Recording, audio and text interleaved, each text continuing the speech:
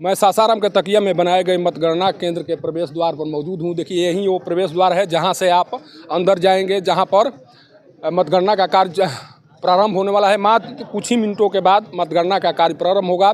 लेकिन अभी तक यहां पर जिस तरह से जो प्रत्याशी हैं उनके समर्थक जिस तरह से पहले मतगणना के दौरान दिखाई पड़ते थे, उस तरह का नज़ारा यहाँ पर दिखाई नहीं पड़ रहा है। ये पूरा क्षेत्र जो है सूना सूना दिखाई पड़ रहा है। यहाँ पर अभी समर्थक नहीं पहुँचे हुए हैं, इंतज़ार कर रहे हैं, शायद इंतज़ार कर रहे हैं कि जब रुझान आना शुरू हो जाए उसके बाद वो मतगणना केंद्र की ओर प्रस्थान करें। और सबसे बड़ी बात है कि इस बार प्रशासन की ओर से जो सख्ती बरती जा रही है, जिस तरह के निर्देश जारी किए गए हैं, उन निर्देशों का असर भी यहाँ पर साफ दिखाई पड़ रहा है।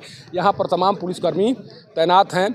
जिस तरह से यहाँ पर पुलिस बल की तैनाती की गई है, जिस तरह से कल से जो खबरें आ रही हैं, जिस तरह से विपक्षी पार्टियों के द्वारा लगातार एक तरह से अपने कार्यकर्ताओं को संदेश देने की कोशिश की जा रही है, उसी के मद्देनज़र जिला प्रशासन और जो पुलिस के अधिकारी हैं, आला अधिकारी हैं, उनके स्तर से कोशिश की जा रही है कि मतगणना केंद्र के आसपास कुछ इस तरह की स्थिति बनाकर रखी जाए, जिसके कारण जब परिणाम आए तो उस समय स्थिति विस्फोटक न हो जाए। और इसी के मद्देनज़र यहाँ पर जो अभी नज़ारा दिखाई पड़ रहा है, आप जब जीटी रोड से आगे बढ़ेंगे मतगणना केंद्र की ओर आने के लिए, वहाँ पर बैरिकेटिंग किया गया है। उसके बाद एक और 3 जगह, यहाँ पर आने से पहले आपको 3 जगहों से गुजरना होगा जहाँ पर बैरिकेटिंग किए गए हैं, जाँच हो रही है।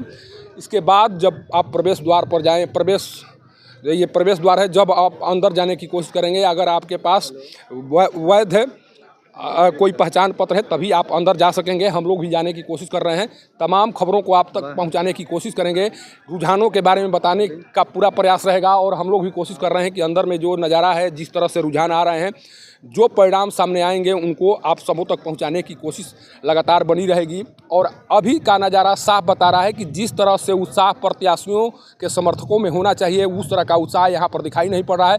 गर्मी का मौसम है, हो सकता है कि गर्मी के मौसम के मद्देनज़र बहुत से समर्थक हैं कहीं अन्य जगहों पर बैठकर इंतजार कर रहे हैं, और उनका इंतजार इसी बात को लेकर होगा कि जब रुझान आना शुरू हो जाए, उनके प्रत्याशियों के पक्ष में रुझान अगर आना शुरू हो जाए, तब वो मतगणना केंद्र के इर्द गिर्द पहुँचें और वहाँ पर जो स्थिति हो, उस स्थिति को हम कैमरे के माध्यम से कैद कर सकें या अपनी खुशी का इजहार कर सकें, इसी बात का इंतजार शायद किया जा रहा है। अब मैं मतगणना केंद्र के अंदर में जाने की कोशिश कर रहा हूं। जो तैयारी है, उन तैयारियों का जायजा लेकर आप सबों तक पहुंचाने की कोशिश की जाएगी। मैं चलता हूं जो मतगणना केंद्र है उसके अंदर और दिखाने की कोशिश करता हूं कि अंदर में क्या कुछ चल रहा है।